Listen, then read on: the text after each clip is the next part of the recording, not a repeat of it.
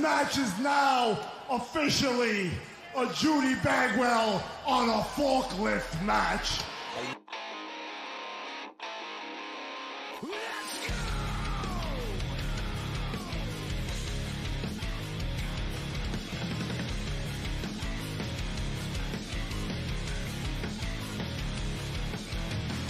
Broken, thankless, push you down, open.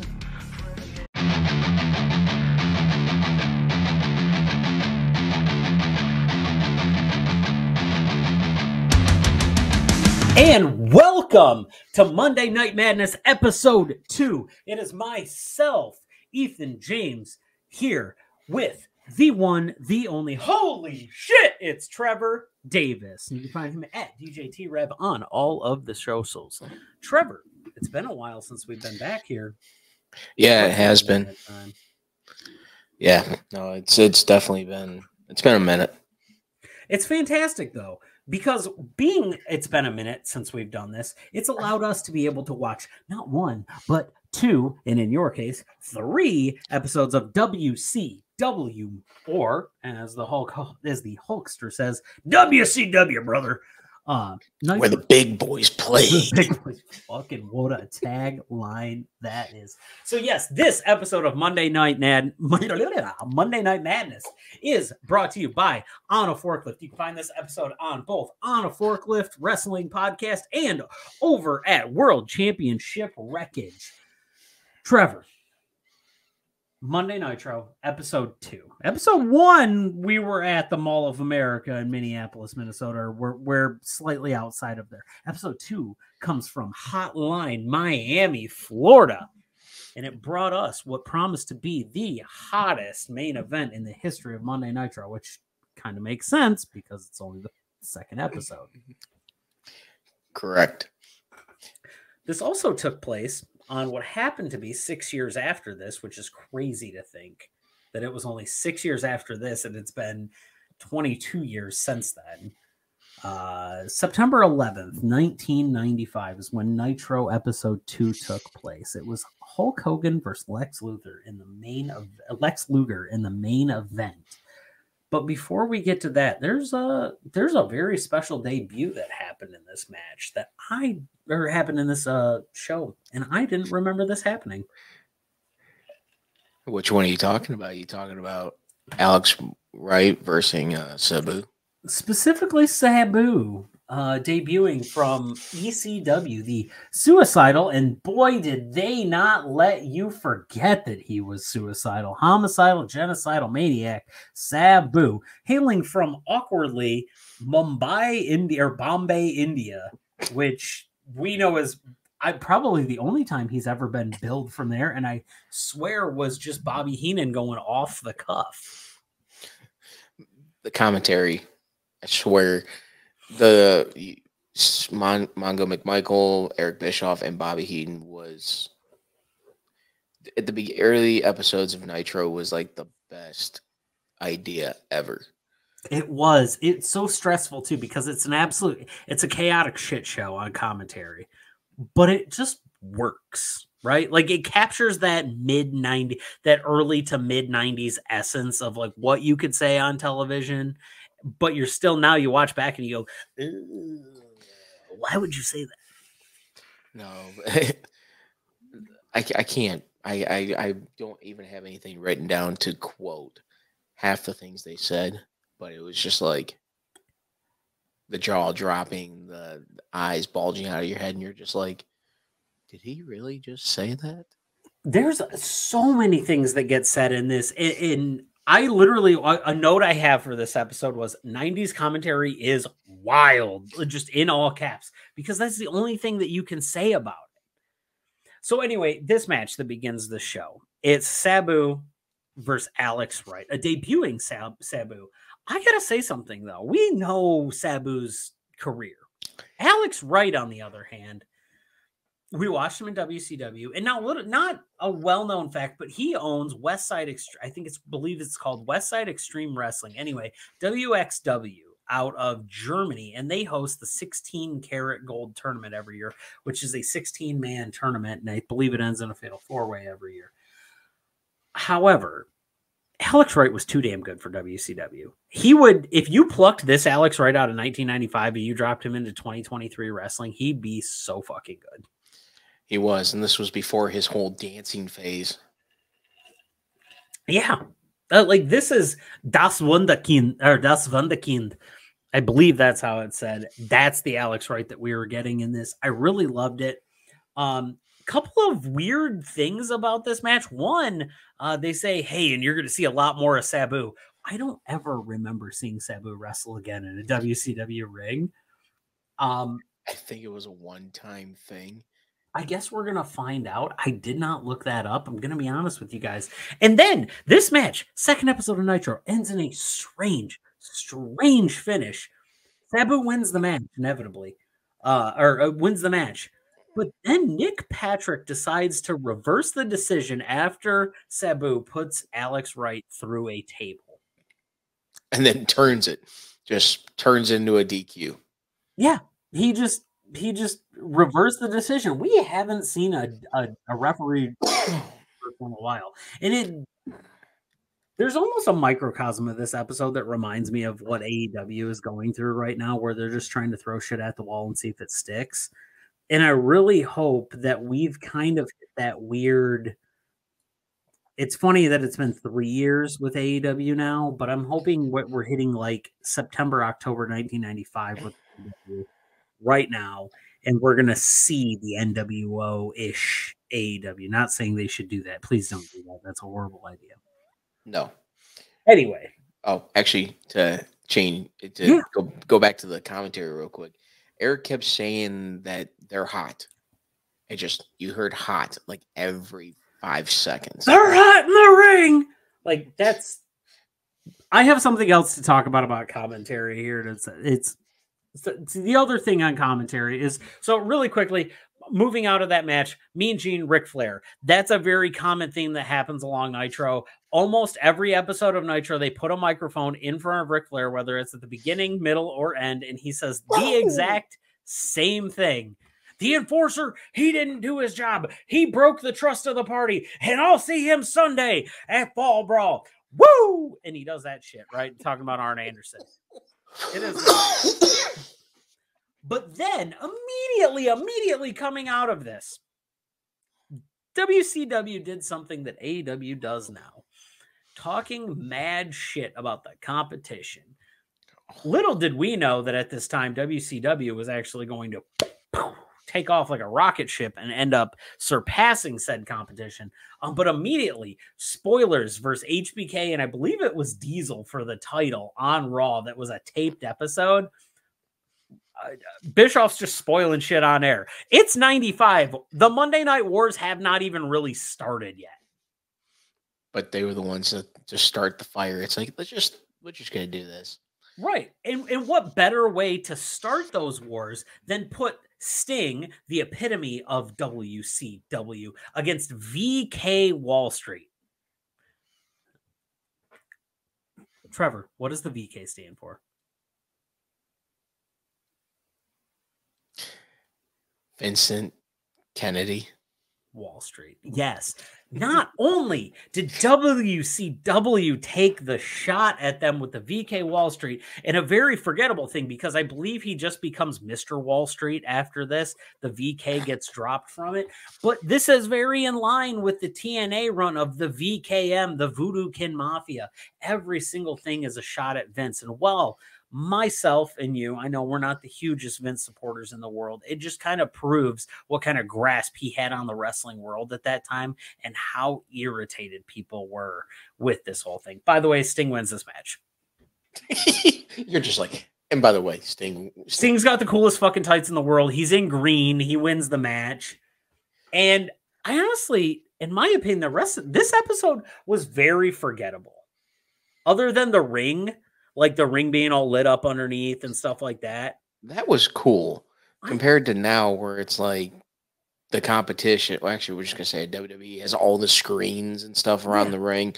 And AEW is still doing the old-fashioned way of just the the drop canvas on the sides, but for Nitro to actually have the see-through Nitro, and it and was lit. Oh, yeah, that it was doing the multicolored thing. It was totally 90s.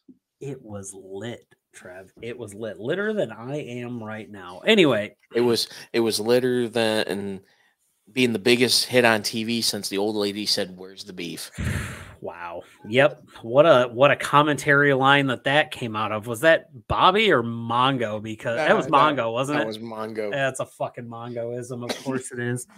Anyway, the next match that happened, this really was the epitome of what early 90s WCW and then kind of late 90s WCW happened. A very blah match between Scott Norton and Randy Savage that ended in the Taskmaster sending Shark, one Mr. John Tenta, out there in his attire. Wow, what a fucking character. But it was WCW taking characters from the competition of somebody that was already and just twisting the words and throwing it and seeing if it stuck. You know what? It sucks too because I love John Tenta. I think he's done he did amazing things. It's unfortunate that he left us. You know, he was only age 42 when he died. That's crazy. 2006. Wow. 2006. That is how crazy that is. Is that we were getting him at the peak of his career. 32 years old. That guy was in the ring and doing that. It was wonderful. But then we had the wacky ass Taskmaster. He literally laid across Scott Norton's feet for Randy Savage to get the pin, which led into the match at the end of the night. A very good match, in my opinion, between one Hulkster and Lex Luger. Kind of a weird match for Hogan in WCW because it wasn't just the same few moves. Him and Luger actually put out a pretty good match that night. No, they did.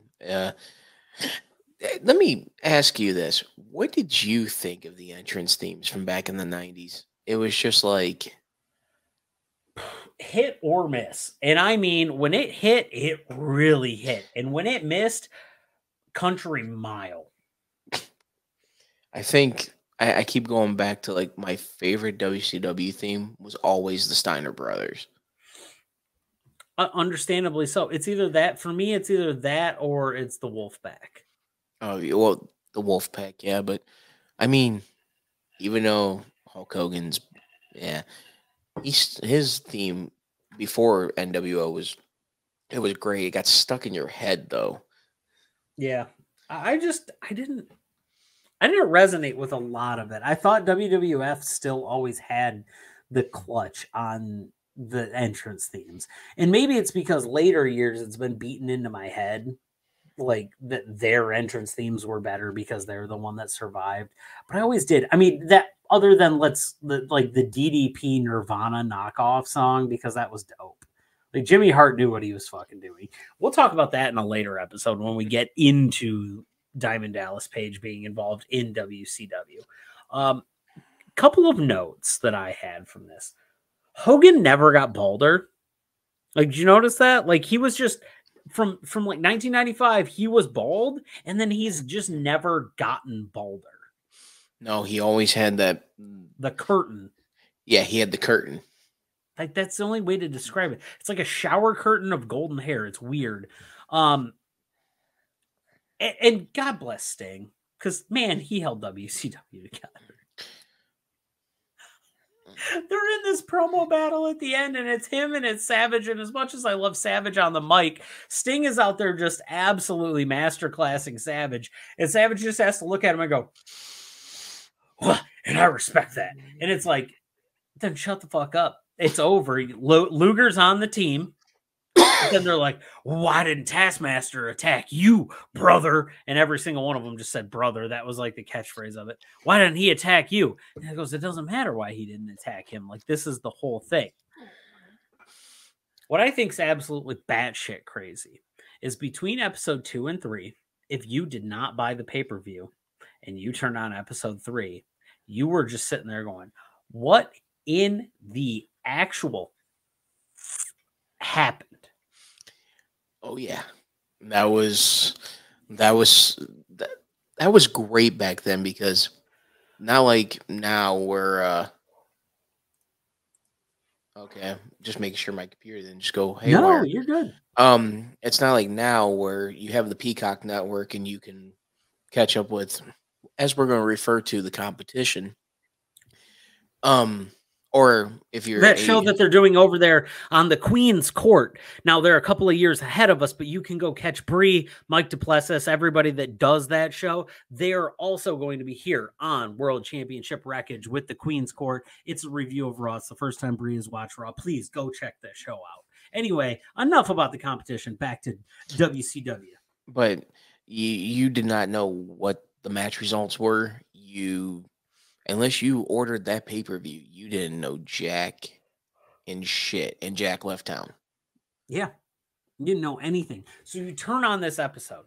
The first thing that you see, you get commentary, and then they're like, we're going to take you back here. It's me and Gene, and it's the Giant. And now here's the thing. If you didn't watch WCW Saturday, if you didn't see Fall Brawl War Games, you didn't know who this was.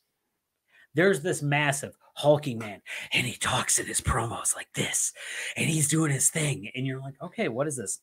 Now, looking back on it, you go, holy shit, Paul White, look at that. Big Show, whatever you want to call him. He was portrayed as Andre the Giant's son. Obvious reasons. I mean, he had the hair, he had the build, he was a big guy. Man, he was in great shape back then. But Did you see some of the moves that he did? Crazy especially athletic. Especially when he was getting into the War Games ring and he just grabbed the top of the cage and jumped. I'm like, crazy athletic to think of where he was 10 years after that point in the WWE. It speaks volumes to being a young man in that game. Anyway, Taskmaster's involved in him. Kevin Sullivan's got this little pointy stick, yada, yada, yada. We talked about commentary, though. I got to bring something back about commentary that we're talking here.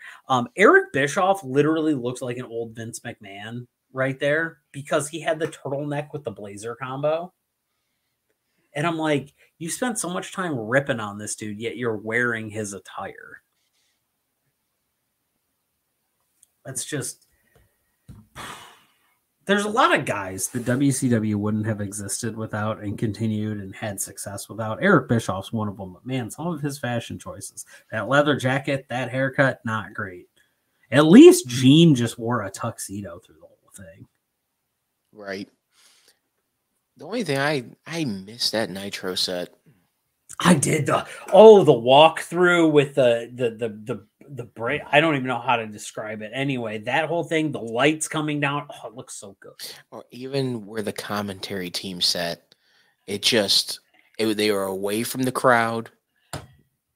It wasn't until the fourth episode where they didn't have the backdrop behind them. They nearly just had it opened, but it was just like, it was great because then it made it look cool, and but. Do you think that NXT would ever do a WCW set? Not anymore because of what their sets are like now, with the whole Tignatron being as big as my house. Well, so because they brought back the in your house thing. And the only reason I think about this is that NXT is Triple H's baby. And on episode 3 of Nitro, we saw a very young Triple H and a William Regal get taken out at the beginning of this as the Blue Bloods were taken out by Harlem Heat, the WCW Tag Team Champions at this time. And put their belts up against Scotty Riggs and one Marcus Alexander Bagwell. The American Males, which that theme, them coming out, gets stuck in my head every time I hear it. And what a wonderful way to continue this whole thing, because the American Males captured WCW Tag Team Gold during this match in one of the most awkward ways ever. It was a pump handle slam that ended up being reversed in midair by a very agile at the time pre-buff Marcus Bagwell for a pin. And you know what? Good on them for really innovating a spot like that, because that didn't go down before that. Yeah, and you had Colonel Robert Parker come on and grab Scary sister, Sherry. yeah, Sister Sherry. Sister Sherry, sorry. And they just ran away like two lovebirds, and the only thing the commentary team could talk about was that, and then you just see Buff just see Bagwell just pin Booker T, and you're like, what the hell just happened? That was, if we got to talk about a drawback of early Nitro, besides the like trying to find its groove, because I think you can kind of forgive Nitro and the early episodes for really trying to figure out what they wanted to present. A drawback that Nitro had in the early episodes was that commentary did get distracted a lot about what was going on outside of the ring and not so much inside the ring. And this really gets heightened when the outsiders show up because, once again, unfortunately, Scotty Riggs and Buff Bagwell are in the ring during that time, and nobody cares about them being in the ring.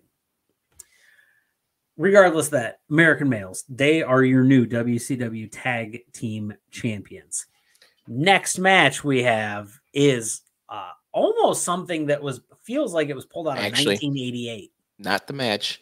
Next up, we have Ric Flair coming out to do another promo. There you go. And technically speaking, he does yet another promo at the end of this.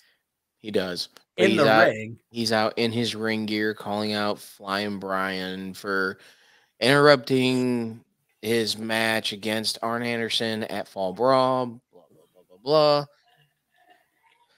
Then we go to the next match. Yep, which is Mr. Wonderful Paul Orndorff, who, what a banger of a theme. And longest entrance ever. Oh yeah, it's Undertaker would blush at that. But this feels like it was pulled right out of 1988 with Paul Orndorff. And then a young Mark Marrow, aka Johnny B. Bad, and the "When You're Hot" theme. So you know what? I always liked Mark Marrow. Felt kind of bad for him for the whole Sable thing. Don't feel bad for him for this gimmick. That's fucking make it work, buddy. Just do your best. Throw shit at the wall and see if it sticks. Right. It is what it is. Serviceable match, early 90s WCW. Nothing to write home about here. Nobody got hurt. Everybody went home happy. It is what it is. We get to a really awkward segment next, though. We're on a beach. I don't know if this was the Baywatch crossover or what this is, but we're on a beach. Randy Savage is pumping iron. And then, in foreshadowing, depending on what kind of conspiracy theories you believe in, this is the first time Kevin Sullivan killed somebody with gym equipment, but not the last. I can't. Savage is on his pump and he comes down. What was it with Kevin Sullivan trying to murder people? He was trying to stab people with a fork last week. Now he's trying to kill people with the barbell thing. Guy's name's Taskmaster. He's got shoe polish on his head, painted like ram's horns. He's got the Hulk Hogan fucking hair curtain thing. Problem is, he's 5'6". Nobody would believe him. I think he was still married to a woman at this time. I might be wrong. I don't know. He's got a menagerie of people following him around. Just for as awkward as early 90s wrestling was, Taskmaster never fit in with anything for me. And this is another one of those things where he just didn't feel. You had the guys that were like semi-realistic with like your Macho Mans and your Hogans and your Lugers and your Stings to an extent. And you're like, yeah, those guys are badass. Hell yeah, brother. And then you got the really carny Taskmaster over here. And I get you needed a bad guy to kind of like play the foil to everything. I just didn't see the point for it. Oh, which, by the way, the third episode was in Johnson City, Tennessee. Which is weird because there's a dude wearing a Dan Marino jersey, like in the crowd, a Miami Dolphins Dan Marino jersey. And they were in Miami the week before that. Yeah.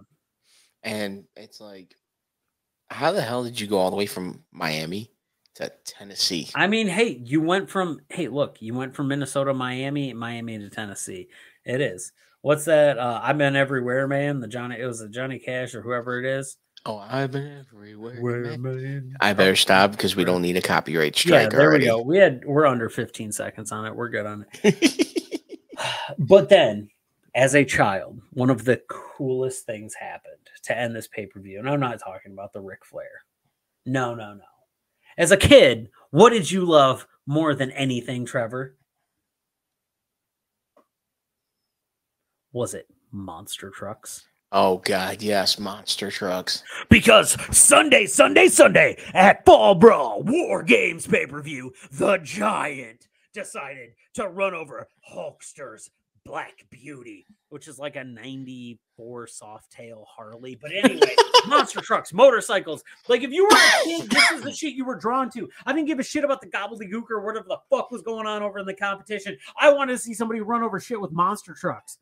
Like, that was what I was drawn into. I looked at it and I went, that speaks to me. As a kid, I want to destroy shit. I don't care that the Shockmaster's tripping through a fucking curtain right now. I don't care. It's a painted Stormtrooper helmet, and whoever's on the other side of it is probably covered in glitter and looks like he has stripper herpes. Not my problem. What I want to see is, dude, and the best part was, he didn't just run over it one time. No, he ran over it, and then he turned around, and he ran over it again, and then he backed up over it, and then he stopped over it, and Hogan goes up, and he beats on the fucking door. Blah, blah, blah, blah, blah. Man, what's wrong with you? Have you lost your mind? And then he goes, and he, like, burps the tire on it and shoots the fucking motorcycle out the backside, too. I'm like, that was some sick shit right there. That's like, if he would have been able to say it, hey man, you're fucked in the head. That was my motorcycle. Why'd you do that to me? And he goes, ha ha ha, because I'm the Giant.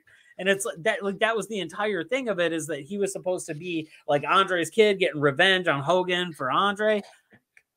What a simple fucking concept. And they bring monster trucks into it. That's awesome.